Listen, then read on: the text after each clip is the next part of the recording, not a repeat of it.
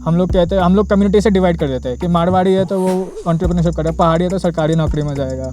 आपने football matches में देखा होगा सर कि कोई गिर जाता है तो दूसरा प्लेयर आके उठाता है, देखा होगा आपने। तो एंटरप्रेन्योरशिप में क्या है कि कोई गिरता है तो आप हाथ ऊपर करके रखोगे, कहीं उठाने नहीं आएगा, तो आपको खुद ही उठना है। हेलो दोस्तों, मैं हूं प्रोफेसर सफल बत्रा और मैं निकला हूं उत्तराखंड के कुछ बेहतरीन चुनिंदा स्टार्टअप्स की खोज में। और आज मैं आ पहुंचा हूं कसार देवी के पास माठगांव नाम की एक छोटी सी जगह पे, जो कि ज़मीन से कुछ 2000 मीटर ऊपर है। और मेरे साथ है पवित्रा। हेलो पवित्रा। Hi sir. तो पवित्रा, मुझे एक बात बताइए कि स्टार्टअप की जर्नी तो बहुत मुश्किल है ना? जी। तो आपने इसे और मुश्किल क्यों बना दिया इतनी ऊपर और पूरे 15 मिनट की चढ़ाई की जगह पे? जी, स्टार्टअप मुझे लगता है कि पर्पस ड्रिवन होने चाहिए। तो मेरा पर्पस जो था कि यहाँ पे एक, बिकॉज मैं आता हूँ एक हिमालयन लैंडस्केप से, मेरा नेटिव है कुमाऊँ, तो मैंने कुमाऊँ खंड स्टार्ट किया था, अभी ऑलमोस्ट 2 इयर्स हो गया, तो कॉलेज प्रोजेक्ट की तरह स्टार्ट हुआ था। तो पर्पस और एक मतलब जो रीज़न होता है स्टार्ट करने का, हम लोग कहते हैं प्रॉब्लम सॉल्विंग अप्रोच होना चाहिए। तो प्रॉब्लम सॉल्विंग अप्रोच में मेरा था कि एक लाइवलीहुड जो प्रॉब्लम है उत्तराखंड में, और खास करके जो डिस्ट्रिक्ट है उसको और स्पेसिफिक किया तो कुमाऊँ में रीजन में, तो उसको उस चक्कर में मैं यहाँ आया। खुद भी मैंने यहाँ पे रहना चालू किया और 1 साल हो गया मुझे यहाँ पे रहते हुए। तो अभी मैं देख रहा हूँ कि क्या क्या है डिफरेंट प्रॉब्लम्स, कैसे उसको सॉल्व कर सकते हैं एक एंटरप्रेन्योरल वे में। तो पवित्रा, आपने अपनी masters Tata institute of social sciences से की है ना? हाँ जी। तो आपके दोस्त बहुत बड़ी बड़ी कंपनीज में गए होंगे। हाँ जी। तो आपका मन नहीं किया? तो हाँ, मतलब देखो, टेस्ट का तो एक खासियत है कि हम लोग, मतलब Tata institute of social sciences है, सामाजिक विज्ञान है, तो हम लोगों का प्रैक्टिकल में काफ़ी फोकस होता है। तो भले ही कोई कितनी भी बड़ी कंपनी में जाए तो वो लोग, तो अभी मतलब अगर मेरे को अपना रास्ता एंटरप्रेन्योरशिप में चुनना था तो वो लोगों को मैं इन्वेस्टर्स की तरह देख लेता हूँ। अभी वो आगे चल के उनका पैसा कमा रहे, ठीक है भाई, इन्वेस्ट कर दो, इक्विटी ले लो या फिर सपोर्ट कर दो, फ्रेंड्स और फैमिली अराउंड कभी होगा लाइफ में तो फिर वो देख लेंगे हम।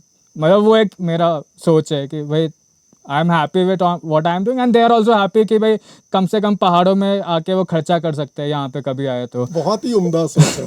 तो ये क्या है जहाँ हम खड़े हैं पवित्रा? तो ये एक्चुअली तो देश एन आर्किटेक्ट कपल अल्मोड़ा में, निकिता क्षितिज, तो ये उनका घर है। तो ये एक तरीके से मेरा प्रोजेक्ट साइट है। तो यहाँ पे अगर हम कैमरा को थोड़ा इस साइड को घुमाते तो हम लोग देखेंगे कि एक हेमक्रीट से हमने कुछ कंस्ट्रक्शन किया हुआ है।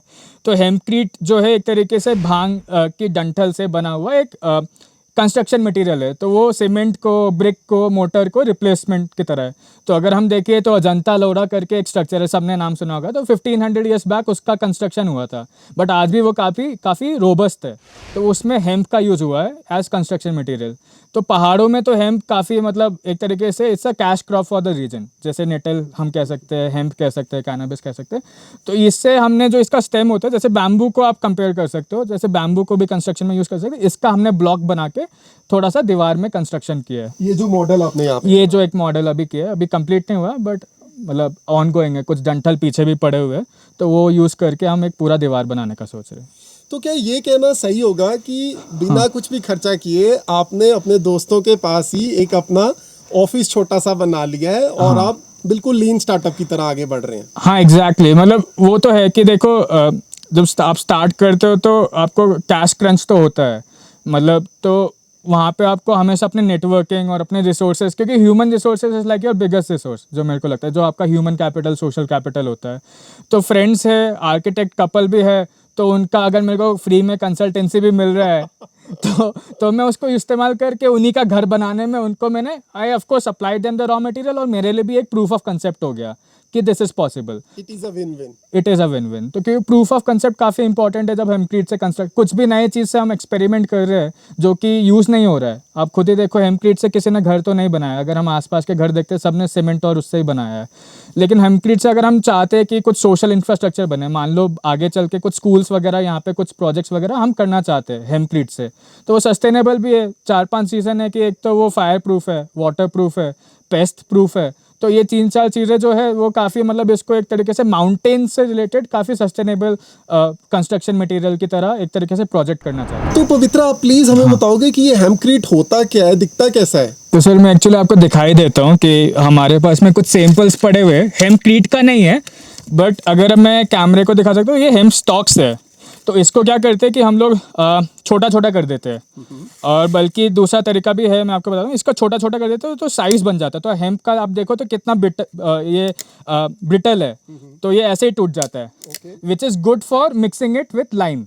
तो इसमें क्या है, हम सीमेंट बिल्कुल इस्तेमाल नहीं करते, लाइम के साथ पे मिक्स करते, तो एक अच्छा बाइंडिंग मटेरियल बन जाता है। तो उससे क्या है, फिर उसके बाद आप इसको मतलब कंस्ट्रक्शन में ब्लॉक बना के आप चाहो तो, नहीं तो फिर मोल्ड लगा के एक तरीके से, एक तरफ लकड़ी लगाए एक तरफ लकड़ी लगाए, एंड देन मोल्ड बन जाता है, आप उसमें डिपॉजिट कर दो तो वो स्टेबल हो जाएगा थोड़े दिन में। तो पवित्र, क्या आप ये कहना चाह रहे हो कि इन क्रीट से इनको तोड़ के इनमें लाइम मिक्स करके इनसे टाइल्स बनाई जा सकती हैं, डेकोरेशन का सामान बनाया जा सकता है, इनको घरों से बाहर लगाया जा सकता है? एग्जैक्टली तो आपने प्लाईवुड जैसा कुछ कंसेप्ट देखा होगा, तो अगर आप देखो तो इसका ब्लॉक भी बना सकते हो आप, तो ब्लॉक प्लेस प्लेस कर करके एक घर पूरा वॉल जैसा बना सकते हो। नहीं तो दूसरा क्या है, इसको एक मोल्ड डेक करके प्लाईवुड जैसा बना करके उसके बाद टेबल और नहीं तो चेयर्स वगैरह भी बना सकते हो। बल्कि इसका यूज़ जो हाई डेंसिटी फाइबर मैंने बोला, अगर आप हेम्प से वो फाइबर बनाते हो तो BMW मर्सिडीज उसको ऑलरेडी मतलब गाड़ी में यूज़ कर रही है एज रिप्लेसमेंट ऑफ प्लास्टिक। तो अभी आप हमारी जितनी भी गाड़ी आपने देखा होगा, outer body is plastic, but you can replace plastic with hemp board. तो अगर हम ये सब कुछ कर सकते हैं तो हम कर क्यों नहीं रहे हैं? हमें कौन रोक रहा है? क्या प्रॉब्लम्स आ रही हैं? एक तो लीगलाइजेशन वाला बात है, फिर सप्लाई चेन वाला बात भी है कि मतलब इतना अवेलेबल है क्या। अभी हम लोग तो लोकल कैनबिस और लोकल हेम्प यूज़ कर रहे हैं एक तरीके से, तो उतना सप्लाई नहीं है जितना एक मतलब प्रोडक्शन हमें चाहिए। अब तो उससे छोटे प्रोजेक्ट्स अभी हम कर सकते हैं, लोकल प्रोजेक्ट्स कर सकते हैं, बट अगर हमें मान लो वो मैन्युफैक्चरिंग में जाना है कि वो गाड़ियों को सप्लाई करना है, तो उसके लिए फिर हमें एक पूरा इंडस्ट्री सेटअप करना पड़ेगा। तो क्या आप कह रहे हैं जब तक इसमें पॉलिसी क्लैरिटी कंप्लीटली नहीं आती है, राइट, तब तक इसको हम पूरी तरह से स्केल नहीं कर पाएंगे? एग्जैक्टली तो वही एक बात है कि लीगलाइजेशन वाला बात आ जाता है, हेम्प को लेके जो कंट्रोवर्सी है वो वाला बात आ जाता है। तो ये सब पॉलिसी क्लैरिटी लाना पड़ेगा। अभी तो जैसे कुछ ही स्टेट्स ने लीगलाइज भी किया है, कुछ ने हेम्प लीगलाइज किया है, जैसे कि उत्तराखंड। तो उत्तराखंड ने 2018 में किया था, फिर मणिपुर कुछ है, फिर हिमाचल प्रदेश में कुछ हो रहा है, मध्य प्रदेश में कुछ बातचीत हो रहा है। तो ऐसे बहुत सारे स्टेट्स अभी आगे आ रहे हैं, लेकिन उत्तराखंड जो है फोर फ्रंट पे है तो हेम्प पॉलिसी को लेके। तो बहुत सारे लोग हेम्प का पॉलिसी उत्तराखंड से एक तरीके से देख के रेप्लिकेट करने का कोशिश करें। तो एक तरीके से वो इंडस्ट्री तभी आएगा जब पूरा मतलब लोग और गवर्नमेंट्स एक साथ आएंगी, तो वो तब हम जाके कुछ हेम्प पे एक बड़ा इंडस्ट्री टाइप का सेटअप हम कर सकते हैं। तो क्या आप विजुअलाइज कर रहे हो कि उत्तराखंड ही फोर फ्रंट पे आएगा हेम्प सीड और हेम्प इंडस्ट्री को लेके, जब भी इसकी यूटिलिटेरियन व्यू आएगा? तो हेम्प सीड इंडस्ट्री एक्चुअली आप देखो तो अभी उत्तराखंड फोर फ्रंट पे है, क्योंकि हर जितनी भी कंपनीज है इंडिया में जो भी हेम्प सीड प्रोडक्ट्स बना रही है वो उत्तराखंड से ही सोर्स करते हैं हेम्प सीड्स। और कुछ है जो अभी जहाँ पे उत्तराखंड को डेवलपमेंट का ज़रूरत है, जैसे कि हेम्प फैशन हो गया, मतलब फाइबर और फैब्रिक हो गया, वो वाली कुछ इंडस्ट्रीज जो है, फिर पेपर इंडस्ट्री है, पैकेजिंग इंडस्ट्री में वो चला जाएगा। तो वो सब अभी डेवलप होने का बात है। लेकिन जहाँ तक फूड वाला इंडस्ट्री है, जो सीड इंडस्ट्री आपने कहा, वो तो ऑलरेडी उत्तराखंड फोर फ्रंट पे है। तो आप क्या करना चाहते हो पवित्र? आज से 20 साल बाद, 10 साल बाद आप चाहते क्या अपनी लाइफ को लेके? आप यहीं रहने वाले हैं और करने क्या वाले हैं? तो मेरा जो एक बड़ा विज़न है कि मैं खुद तो यहीं, इसको I see it as my permanent address, क्योंकि मेरे लिए ये था कि my father and mother both belong to Uttarakhand, both belong to Almora and Nainital, but they have been living in Delhi and my father was in defence. तो फिर I have been around, but मेरा था कि मेरे के अंदर एक रिवर्स माइग्रेशन वाला थॉट आया था, तो वो सीड एक है मेरे दिमाग के अंदर। तो I want this to be my permanent address and then later on build on assets and build on resources, एक तरीके से जहाँ पे वो एक लाइवलीहुड अपॉर्चुनिटी और एक क्लस्टर डेवलपमेंट टाइप का हो सके। तो hemp is of course one plant for me as of now, जिसके अराउंड हमने क्लस्टर्स डेवलप किए। जैसे यहाँ पे हमने हेम्प कंस्ट्रक्शन किए, तो उसका साइज वगैरह बनाना वो सब हमने एक क्लस्टर पे किया है। फिर आपने देखे बाकी प्रोडक्ट्स जो हमारे हैं, जो सीड ऑयल वगैरह है, वो एक क्लस्टर हमने बागेश्वर में डेवलप किया है SHG के साथ पे। तो वी मेक इंडिपेंडेंट SHGs, एक इंडिपेंडेंट क्लस्टर्स हम बना रहे, और वो अपने आप ही मतलब सही हो जाते हैं एक तरीके से, तो वहाँ से प्रोडक्ट्स आ जाते हैं। तो ऑलरेडी आपने कोई सेल्फ हेल्प ग्रुप बना दिया है? एग्जिस्टिंग जो सेल्फ हेल्प ग्रुप्स थे हम उनको यूज़ कर रहे हैं अभी। तो जो already registered self help groups थे, हम उनको अपने नेटवर्क पे उनको एज स्टेक होल्डर्स देखे, फिर आगे चल के एक SHG हम सेटअप करना चाहते हैं फॉर हेम्प फैशन। सर आप 2000 मीटर पे खड़े हुए आ जाओ, एक बार बैठ के वादियों का भी लुत्फ उठाते हुए बातें कर लेते हैं। बहुत बढ़िया, चलिए। Thank you for your consideration Pavitra, बैठ के बहुत ही अच्छा लग रहा है। हाँ जी। तो आपने ये कुछ और बहुत सारे प्रोडक्ट सामने रख दिए, ये क्या है? प्लीज कुछ बताइए। जी, तो सर एक्चुअली हम लोगों ने एक कंसेप्ट बनाया कि हम हेम्प एज ए प्लांट करते हैं और उसी के अराउंड हमने कुछ प्रोडक्ट्स डेवलप किए, जैसे जो अभी आपके हाथ में वो हेम्पसीड ऑयल है, 100 ml या 100 ml है। तो उसमें क्या है, हेम्पसीड ऑयल का बेनिफिट्स आजकल तो काफ़ी मतलब एक तरीके से प्रोमिनेंट हो ही चुके हैं। हेम्पसीड ऑयल ओमेगाज है, अमीनो एसिड्स है, पर्सनल केयर रेंज एक आता है, फिर ये प्रोटीन पाउडर है। तो ये प्रोटीन पाउडर जब ये पूरा कोल्ड प्रेस तरीके से निकलता है ऑयल, तो जब कोल्ड प्रेस करते हैं तो आपने देखा होगा कि सीड केक निकलता है। तो ये सीड केक को हम रिफाइन करके प्रोटीन पाउडर बनाते हैं। तो इसमें पर स्कूप आपको 10 ग्राम प्रोटीन मिलता है, तो which is plant based protein. तो वो एक काफ़ी एक वो है। तो एक प्रोडक्ट हमने जो लॉन्च किया है वो किसी के पास नहीं है, वो है हेम्प सैलड ऑयल। तो मैं आपको निकाल के भी दिखा सकता था, बट इसमें क्या है कि काफ़ी डिफरेंस है। ये रोस्टेड सीड से बनता है, तो एक नटी फ्लेवर है। और आप जैसे पेस्टो पास्ता ये सब बनाते हैं सर, ऑलिव ऑयल को आपने देखा कैसे यूज़ करते हैं। बिल्कुल, जब मैं ग्रीस गया था तो बहुत सारा ऑलिव ऑयल हाँ, सैलेड्स पे डाल के हाँ, खाते थे हाँ, वो। हाँ। ये बिल्कुल वही बिल्कुल वही है, But from hemp. But from hemp. हाँ, 100% hemp, cold press again. Amazing amazing. और ये क्या है? तो सर ये हमने हेम्प यान बॉल एक तरीके से, तो ये रॉ फाइबर से हमने बनाया। तो इसका यूज़ आप देखोगे तो जैसे जूट का बॉल बनता है, और अभी तो कॉटन का, नेटल का भी हमने कुछ डेवलप किया था। तो ये हमने एक यहाँ पे एक एनजीओ के साथ पे डेवलप किया है। तो ये पूरा हेम्प यान है, इसी से फिर हमने कुछ कुछ फैब्रिक्स वगैरह डेवलप किए और मास्क हमने बनाया है। तो एक मास्क सर आप पहन के देखिए। ये मास्क भी आपने इसी थ्रेड से बनाया है? सर ये मास्क 100% हेम्प से बना है, ये थ्रेड नहीं है, दूसरा फैब्रिक है। तो पहले फैब्रिक डेवलपमेंट हुआ, तो आप इसको देखोगे काफ़ी ब्रीथेबल है। Wow, unimaginable. Yes it is. तो ये सर ये मतलब एक तरीके से ये हेम्प भी का, आपने हेम्प सीड के थ्रेड से ही बनाया हेम्प सीड से नहीं, तो ये हेम्प मतलब फाइबर से बनता है। Okay. फाइबर से फैब्रिक बनता है, फिर मतलब फाइबर से yarn, yarn to fabric. It is simply unimaginable कि आप इतनी इंटरेस्टिंग चीजें यहाँ ऊपर पहाड़ पे बैठ के कर रहे हो। ये सारे आइडियाज कहाँ से आते हैं आपके दिमाग में?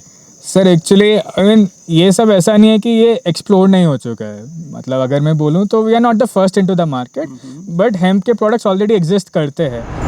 तो पवित्रा, इस पे कुमाऊं खंड लिखा है, क्या ये आपके स्टार्टअप का नाम है? जी सर, तो ये ब्रांड नेम है हम लोगों का जो हमने ट्रेडमार्क किया हुआ है। तो कुमाऊं खंड एक्चुअली मेरे दिमाग में और मतलब मेरे जहन में ये था कि कुमाऊं से मैं आया हूँ, तो मेरे लिए कुमाऊं में वो क्लस्टर डेवलपमेंट वाला बात है। तो हम हेम्प को चुना, तो टैगलाइन आपने पढ़ा होगा, हेम्प प्रोवाइड्स। और फिर हमने लिखा है जो हम कम्युनिटी के साथ काम कर रहे हैं, तो नेचर प्रोड्यूस कम्युनिटी प्रोसेस। तो हमारे सारे प्रोडक्ट्स जो है एक तरीके से नेचर हमें देते हैं एंड कम्युनिटी हम वैल्यू एडिशन करते हैं। बस आप वो जरिया बनना चाहते हैं नेचर और कम्युनिटी के बीच। एग्जैक्टली, आई मीन वो एक आइडिया फिर क्लस्टर डेवलपमेंट मॉडल में हम पूरे कुमाऊं को ही साथ में लेना चाहते हैं। तो धीरे धीरे मतलब वो क्लस्टर्स फॉर्म होंगे, अलग अलग प्रोडक्ट लाइन वर्टिकल्स जाएगा। हेम्प का बाद में निटल हो सकता है, जो भी हम आइडेंटिफाई करते हैं to develop livelihood opportunities in Kumaon region. पर आप कहीं रुकने वाले नहीं हैं। हाँ हाँ हाँ बिल्कुल, यहाँ तो शुरू हुआ है। तो बहुत सारे फैसिनेटिंग काम कर रहे हो Pavitra. First of all congratulations to Thank you, you. sir. India needs so many more entrepreneurs like you. Thank you, sir. जब तक आप जैसे ब्राइट पोटेंशियल बच्चे टिस से पढ़ के वापस उत्तराखंड के पहाड़ों पे नहीं आएंगे, तब तक मुझे नहीं लगता कि माइग्रेशन रुकने वाली है। सो congratulations. Thank you, sir. Please अब हमारे बडिंग एंटरप्रेन्योर्स, फ्यूचर एंटरप्रेन्योर्स, वो स्टूडेंट्स Right. जो एंटरप्रेन्योर बनने का दमखम रखते हैं पर उन्हें पता नहीं है कि क्या चैलेंजेस होते हैं और क्या डूज एंड डोंट्स होते हैं, हमें बताइए। सबसे पहले 3 डूज और 3 डोंट्स बताइए जो एंटरप्रेन्योर्स के लिए ज़रूरी हैं। सर डूज में ऐसे पॉइंट वाइज करना था, अब 3 में सोचने लग जाऊंगा, बट हाँ हाँ मैं समझ। एक बताओ, सिर्फ एक तो से शुरू। एक चीज़ जो मुझे लगता है कि काफ़ी ज़रूरी है वो परसेवेरेंस है। आई मीन ऑल्दो ऐसे कोई बोलता है तो एक कॉमन नॉलेज लगता है, बट वो रीइंफोर्समेंट काफ़ी ज़रूरी है परसेवेरेंस के लिए। जैसे मान लो एक एंटरप्रेन्योरशिप जर्नी में फेलियर्स काफ़ी होते हैं, जो मतलब आपको भी आप सिखाते हो सर एमबीए स्टूडेंट्स को, तो हर एक की लाइफ में फेलियर्स होते हैं। बट एंटरप्रेन्योरशिप में क्या है कि कई बार journey becomes lonely and then failure hits you काफ़ी ज़्यादा। तो वो आपको ओवरकम काफ़ी बार करना गिर के पड़ता है। वापस उठना गिर है। के वापस उठना, और गिर के मतलब आपने फुटबॉल मैचेस में देखा होगा सर कि कोई गिर जाता है तो दूसरा प्लेयर आके उठाता है, देखा होगा आपने। तो एंटरप्रेन्योरशिप में क्या है कि कोई गिरता है तो आप हाथ ऊपर करके रखोगे, कोई उठाने नहीं आएगा, तो वो आपको खुद ही उठना है। तो वो मेरे को एक काफ़ी वो परसेवेरेंस है, मतलब वो आप बार बार गिरोगे, बार बार उठोगे। जैसे आई एम काशीपुर तो एक सपोर्ट सिस्टम है अभी मेरे लिए, बट वैसे ही अभी क्या है कि एंटरप्रेन्योरशिप जर्नी में आजकल तो एक इकोसिस्टम डेवलप हो रहा है, तो वो एक काफ़ी मतलब एक फैक्टर इन बन जाता है, जिससे एक एंटरप्रेन्योर को एक वो मोटिवेशन मिलता है मतलब वो मोटिवेशन ज़रूरी भी है। जैसे आई एम काशीपुर का ये जो प्रोग्राम है जो फीड के थ्रू हो रहा है RKVY मिनिस्ट्री ऑफ एग्रीकल्चर का, तो वो एक मेरे लिए सपोर्ट सिस्टम बन चुका है आज के टाइम पे।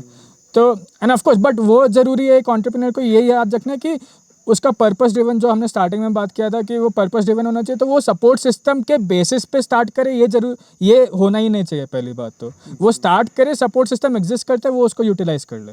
बिल्कुल बिल्कुल। और शायद अगर वो गिर के शोर मचाएगा कि प्लीज हेल्प मी, तो आज की डेट में इंक्यूबेटर्स हैं हाँ, कि जो आएंगे और थोड़ी हेल्प हाँ, करेंगे, हाँ, पर गिरेगा नहीं, ऐसा नहीं हो सकता। एग्जैक्टली। हर इंसान गिरकर ही ऊपर उठेगा। एंटरप्रेन्योरशिप की जर्नी वैसी राइट। है। मतलब इतने सारे चीज़ें सर, आप खुद ही सोचो कि अगर मान लो उसने प्रोडक्ट डेवलपमेंट अच्छा कर लिया तो हो सकता है टीम अच्छी हायर ना कर पाए, तो वो एक मतलब वो बैलेंस आउट तो काफ़ी चीज़ों पे इधर उधर होता ही है। एक पूरा मतलब एक उसको एक ऑर्गेनिज्म की तरह समझो, अलग अलग ऑर्गन समझो, तो इधर उधर कुछ ना कुछ डामाडोल होगा, तो वो ठीक है, आपको बैलेंस आउट करना है। तो टीम, क्योंकि आपने ये वर्ड यूज किया, तो टीम का क्या रोल है? टीम शुरू में तो एक छोटी सी टीम होती है, जी। वन मैन आर्मी होती जी। है या one women army for that जी। मैटर। हाँ। तो टीम का क्या रोल होता है? Sir team, I think it's जो मेरे को लगता है कि टीम में you can delegate your task easily. तो काफ़ी बार क्या है, एक तरीके से कोऑर्डिनेशन तो है हर एक चीज़ में, तो वो कोऑर्डिनेशन के लिए भी आपके पास टीम रहता है to share your experiences and share your, एक तरीके से क्या क्या डेलीगेट योर रिस्क ऑल्सो। तो नहीं तो क्या है कि एक ही जना या 2-3 जने भी अगर हर एक चीज़ हैंडल करेंगे तो वो फिर वो रायता जल्दी फैलता है। इसमें एंटरप्रेन्योरशिप इज समथिंग जहाँ पे 2-3 कुक्स डोंट क्या स्पॉइल द ब्रॉथ वाला है। अगर 2-3 जने हैं तो दे कैन डू बेटर वाला सीन है मेरे ख्याल से। अच्छा, तो आपके साथ कुछ लोग रहेंगे, एटलीस्ट आप अपने आइडियाज ब्रेनस्टॉर्म कर सकते बिल्कुल हो बिल्कुल। और काम को properly capability wise Right. Divide कर सकते हो। राइट। तो ब्रेनस्टॉर्मिंग भी सर काफ़ी ज़रूरी हो जाता है, क्योंकि मान लो एक रोड एंड तो हर एक के मतलब थर्ड पर्सन पर्सपेक्टिव ज़रूरी है। जैसे मैं भी अपने आइडियाज़ आते हैं, अगर मैंने आइडियाज़ अपने तक ही रख दिया तो फिर क्या है कि मेरे को तो फिर आगे विजन ही नहीं डेवलप होगा। तो I keep sharing, I keep throwing my ideas on different people, my mentors, my advisors, my professors at test, now you are there. तो I keep throwing my ideas upon different people, ताकि I get back a good response. मतलब मुझे पता चले कि भाई वो क्या सोच रहे हैं, थर्ड पर्सन पर्सपेक्टिव क्या है। Same way works with customer feedback. मैं प्रोडक्ट डेवलप करके कस्टमर को नहीं दे तो कस्टमर से क्या। पवित्रा, ये आपने एक बहुत ही इंपॉर्टेंट बात उठाई है। बहुत सारे स्टार्टअप्स बच्चे मेरे पास आते हैं और बोलते हैं, सर ये हमारा आइडिया है, पर हम शेयर नहीं कर सकते हैं, चोरी हो जाएगा। क्या आप भी इसी तरह से सोचते हैं? सर ये तो बिल्कुल मतलब यही आइडिया जो चोरी हो सकता है कि आइडिया चोरी हो सकता है क्योंकि I think entrepreneurship is about how you execute the idea. अभी कहने को बहुत एग्जाम्पल्स है दुनिया भर में है, हर एक का कॉम्पिटिटर है, तो हमें सिखाया जाता है और आप भी मेरे को लगता है कि एक ही चीज़ बोलते होंगे कि आइडियाज़ पहले से सोचे हुए, it's all about how you execute. और कॉम्पिटिटर्स, कोई आके ये कहता है कि कॉम्पिटिटर नहीं है तो वो मान लो कि वो एंटरप्रेन्योरशिप नहीं कर रहा है, कि हर एक चीज़ का आज के टाइम पे डायरेक्ट नहीं तो इनडायरेक्ट कॉम्पिटिटर है। तो ये तो है ही। तो अगर मान लो मैं हेम्प फैब्रिक बेच रहा हूँ तो कॉटन तो पहले से एग्जिस्ट करता है ना। तो मैं अगर मैं हेम्प से कंस्ट्रक्शन मटेरियल हमने जो देखा, तो उससे पहले तो सीमेंट और ब्रिक मोर्टर लाइम ये सब बैम्बू पहले से ही है। तो आपको अपने आइडियाज बताने में हमारे चैनल पर भी कोई दिक्कत नहीं आ रही? नहीं सर, बिल्कुल भी नहीं, मज़ा आ रहा है। That is true entrepreneurial mindset. क्या बड़े चैलेंजेस आप फेस कर रहे हो कि अगर वो रास्ता आपके लिए खुल जाए या ये चैलेंज आपका क्लियर हो जाए तो आप ज़्यादा आगे बढ़ सकते हैं? सर हेम्प में काम करने में चैलेंजेस थोड़े अलग टाइप के पेक्यूलियर भी हो जाते हैं डिफरेंट इंडस्ट्री से। एक तो लीगल और पॉलिसी इश्यूज तो है ही, तो हर एक जगह पे पहले पॉलिसी समझो, वो एक चीज़ है। दूसरा, पहाड़ों में काम करने के कुछ चैलेंजेस होते हैं। जैसे माउंट, हम लोग ठीक है हेवन पे रह रहे हैं, बट कई बार क्या है कि सर हेवन से अर्थ तक का रास्ता मुश्किल है, तो तो वो लॉजिस्टिक्स में काफ़ी सर प्रॉब्लम है। मैं आपको बताऊं तो मैं क्या करता हूं कि हमने वेयर हाउस रखा है एक दिल्ली में। यहाँ से प्रोडक्ट हम पहले वहाँ भेजते हैं, फिर वहाँ से पैकेज होके अलग अलग ऑल ओवर पैन इंडिया में डिलीवर होता है। क्यों ऐसा करना पड़ता है सर? क्योंकि यहाँ से लॉजिस्टिक पार्टनर्स नहीं है, मतलब डिलीवरी ये सब जितने भी बड़े पार्टनर्स है, शिप रॉकेट हम लोग यूज़ करते हैं, बट वो यहाँ से पिकअप नहीं करते, यहाँ तक डिलीवर करते हैं। अब खुद सोचो कि अमेजोन का ऑर्डर, एक और बात बताओ, थर्ड वर्ल्ड प्रॉब्लम बताता हूँ, कि अमेजोन का ऑर्डर मेरे घर तक नहीं आता है। मेरे पास प्राइम है, लेकिन वो कहीं शॉप तक आएगा, मेरे को जाके पिकअप करना है। तो यहाँ पे ऐसे लॉजिस्टिक्स चैलेंज है। तो मान लो मैंने अपने हेम्प के कुछ प्रोडक्ट डेवलपमेंट के लिए कुछ प्रोडक्ट्स बनाए, बॉटल्स मंगवाए कुछ, तो मेरे को जाके किसी को भेज के पिकअप कराना पड़ेगा या मुझे खुद जाना पड़ेगा। पवित्रा, यहाँ पे मैं पिच इन करना चाहता हूँ। हाँ। और एक अपना सिंसियर हार्टफेल्ट इमोशन जाहिर करना चाहता हूँ। जब तक आपके जैसे ब्राइट बच्चे नहीं आएंगे और काम नहीं शुरू करेंगे, तब तक अमेज़न वालों के पास भी कोई रीजन नहीं है यहाँ तक आने का। और एक आपके जैसा ही स्टार्टअप है जो ये लॉजिस्टिक्स प्रॉब्लम भी सॉल्व करेगा अच्छा, पहाड़ों की आने हाँ, वाले हाँ, टाइम में, ऐसा जी, मुझे लगता है। जी। But that would mean creating an ecosystem. पर क्या लगता है आपको, कितना दूर है वो इकोसिस्टम हमारे पहाड़ों के लिए? सर अभी तो ऐसे मतलब थोड़ा सा अभी आप देखो तो वर्ल्ड भी काफ़ी पोस्ट कोविड चेंज हुआ है। तो आपने वो देखा होगा कि काफ़ी लोग वो वर्क फ्रॉम माउंटेन्स कर रहे हैं। तो एक पॉपुलेशन यहाँ पे जो है हमेशा टेम्पररी पॉपुलेशन माउंटेन्स में रहता ही है कि काफ़ी लोग यहाँ पे आ चुके हैं। तो वो अर्बन, हम कल कुछ वर्ड भी डिस्कस करते थे, अर्बन पॉपुलेशन बन चुका है एक तरीके से, सेमी अर्बन टाइप का। तो यहाँ पे बहुत सारा पॉपुलेशन ऐसा है जो कि मतलब आ चुका है, दिल्ली वगैरह से माइग्रेट भी हुआ है, रह भी रहा है, सेकेंड होम टाइप का कुछ बनाया है। तो वो लोगों के लिए actually they have those demand जो सिटी लाइफ का होता है। तो दीज थिंग्स जो कि एक तरीके से सिटी लाइफ में काफ़ी यूज टू हो जाते हैं ना हम लोग, अमेजोन का घर पे डिलीवरी, 1 डे डिलीवरी, बाकी सारी चीज़ें, नेटफ्लिक्स वगैरह, वो हम काफ़ी यूज टू है, हमें पता ही नहीं। यहाँ पे आप देखो तो वाईफाई में खाली एक ही ऑप्शन है, गवर्नमेंट वाला, BSNL। तो यहाँ ठीक है, तो हमारे लिए आप देखो काफ़ी सारी चीज़ें जो सिटी में यूज टू है यहाँ पे काफ़ी डिफरेंट है, कंटेक्चुअल हो जाता है। तो हमें काफ़ी सारी चीज़ें फिर मतलब कंटेक्चुअलाइज करनी पड़ती है ऑपरेशंस में बट भी। जैसा कि कहते हैं कि entrepreneurship is all about opportunities, और क्योंकि यहाँ पे उन चीज़ों की कमी है, तो that is also an opportunity to take the ecosystem exactly, I leave that to some other entrepreneur. सब कुछ आपको नहीं करना है। तो पवित्रा, मुझे बताइए कि आने वाले सालों में आप खुद को कहाँ देखते हैं? सर आने वाले सालों पे आई सी माई सेल्फ कि एक इंडियन हिमालयन रीजन हम कहते हैं, तो I see myself one of the entrepreneur जो कि एक मतलब रहेगा who has brought the ecosystem of the Indian Himalayan region to the fore face of entrepreneurship. क्योंकि ये काफ़ी लैक करता है अभी। मतलब आप खुद ही सोचो सर, एक एंटरप्रेन्योरशिप नेटवर्क जो दिल्ली, मुंबई, बैंगलोर में आपको मिलता है, क्या आपको वो पहाड़ों में मिलता है? मैं दूसरे एंटरप्रेन्योर को यहाँ पे ढूंढने जाता हूँ, आपने बहुत सारे ऐसे चैप्टर्स सुनेंगे, BNI, ये सब कितने सारे चैप्टर्स एग्जिस्ट करते हैं, हम लोग के एंटरप्रेन्योरशिप रिलेटेड चैप्टर्स एग्जिस्ट करते हैं। यहाँ पे इंडियन हिमालयन रीजन और उत्तराखंड मतलब स्पेसिफिक कुछ है ही नहीं। तो वो एक इकोसिस्टम डेवलप हो, कहीं से स्टार्ट हो। तो I want to be that myself as I see myself as one of that start to that initiation।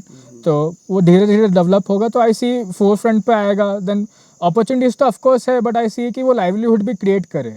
जो एक रिवर्स माइग्रेशन वाला बात है, वो कहीं ना कहीं हम लोगों का जो एंटरप्रेन्योरशिप माइंडसेट ही नहीं है। हम लोग कहते हैं, हम लोग कम्युनिटी से डिवाइड कर देते हैं कि मारवाड़ी है तो वो एंटरप्रेन्योरशिप करे, पहाड़ी है तो सरकारी नौकरी में जाएगा। अब वो समझ रहे हो, जो हम लोगों का एक तरह से जनरलाइजेशन है, मैं स्टीरियोटाइप नहीं कहूँगा, जनरलाइजेशन है। तो उस पर हम लोग कहते हैं कि अब यहाँ पे आई वांट कि एक पहाड़ी भी कुछ सोचे कि they can do something on themselves. तो वो एक माइंडसेट भी मैं लार्जर विजन है। फॉर एग्जाम्पल पोस्ट कोविड ये जो ऑर्गेनिक फूड्स के लिए लोगों का प्यार बढ़ा है और समझ आई है कि अच्छा खाना खाना हमारे लिए कितना जरूरी है, उसका हब हमारा उत्तराखंड बन सकता है। एग्जैक्टली। उसके साथ साथ काफ़ी सारी चीज़ों का सर, मतलब नेचुरल फैब्रिक में हमारे पास नेटल है, हेम्प है, और जिस तरह के प्रोडक्ट्स पे आप बिल्कुल। तो फूड है, मतलब हर चीज़ आप देखो तो प्रोडक्ट डेवलपमेंट भी हो सकता है, फिर सर्विस रिलेटेड भी हो सकता है, ऐसा नहीं है कि। तो अपॉर्चुनिटीज़ काफ़ी है, मतलब ईच वन टू देयर, मतलब वो हर कोई अपना एक अपॉर्चुनिटी फाइंड कर सकता है। तो आप जो और एंटरप्रेन्योर्स जो उत्तराखंड में वापस आना चाहते होंगे पर थोड़ा डर रहे होंगे, उनको कुछ कहना चाहेंगे? सर एक डर, मतलब हर एक को यही लगता है, सिक्योरिटी वाला डर लगता है आई थिंक। मतलब आप पता नहीं कितना एग्री करोगे कि हर कोई अपना जॉब छोड़ के क्या ये रिस्क हम उसको आइडेंटिफाई करते हैं। बट मुझे लगता है कि जैसे गैम्बल नहीं है एंटरप्रेन्योरशिप, कैलकुलेटेड रिस्क है। तो कोई आना चाहता है तो वो अपने रिस्क कैलकुलेट करके और अपॉर्चुनिटी कॉस्ट वगैरह देख के एक बार समझ के आ सकता है। और ठीक है, थोड़े चैलेंजेस आएगा, बट हमने वो चैलेंजेस डिस्कस किया कैसे ओवरकम करना है, फिर वो तो परसेवरेंस वाला बात है। एंड उसके बाद आप मतलब फोकस्ड है तो फिर कर सकते हो, निकाल सकते हो, अपना जर्नी बना सकते हो, और ऐसे फिर कल को फिर बत्रा सर आके आपका इंटरव्यू ले सकते हैं। बिल्कुल। और हम तो चाहते ही हैं कि हमारा ये इकोसिस्टम यहाँ पे तैयार हो। IIM काशीपुर फीड का मकसद ही यही है। एंड आई एम श्योर आपसे बात करके बाकी बडिंग एंटरप्रेन्योर्स को भी समझ आया होगा कि all you need is lots and lots of passion and some good ideas to execute. And कितना कुछ किया जा सकता है यहाँ पहाड़ों पे जिसकी कोई लिमिट भी नहीं है। Isn't it? Thank you so much, Pavitra, for all the time that you gave to us. Thank you, sir. And we wish you lots of luck in your venture. Thank you, sir. Thank you.